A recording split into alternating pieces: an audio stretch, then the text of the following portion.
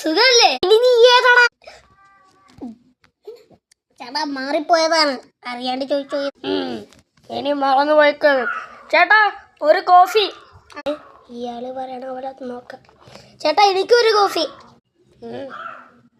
എന്തോ സൂക്കേടുള്ള പോലെയുണ്ട് ഈ കുഴിപ്പിൽ. ചേട്ടൻ നേരത്തെ എന്തെങ്കിലും പറഞ്ഞോ?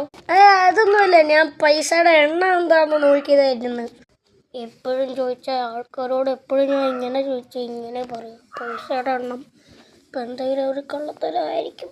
എൻ്റെ അമ്മച്ചി ആരാ ബോംബ് വെച്ചത്? അതെന്റെ ഫോൺ റിങ് ചെയ്തതായിരുന്നു.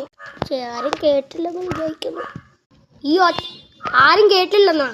ഈ ഒരു ബോംബ് പോലെയുള്ളതാ എൻ്റെ നടു ഒടിഞ്ഞ്.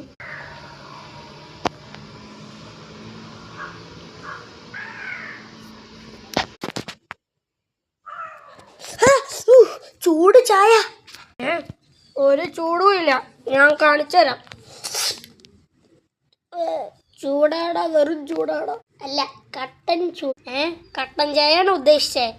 കട്ടൻ ചൂടെന്ന് അങ്ങനെയൊന്നുമല്ല. അങ്ങനെ ചോദിച്ച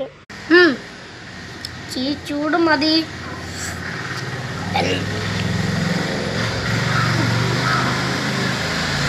ഇതെന്തത്?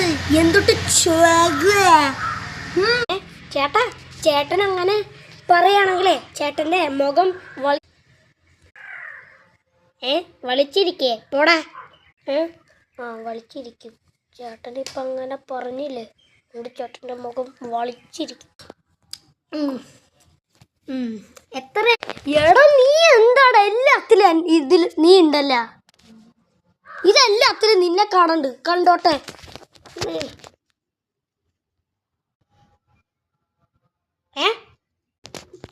ചേട്ടാ, ചേട്ടനൊന്ന് ഫോണിലെ ക്യാമറ തുറന്നൊന്ന് ചേട്ടൻ്റെ മുഖം നോക്കിയേ.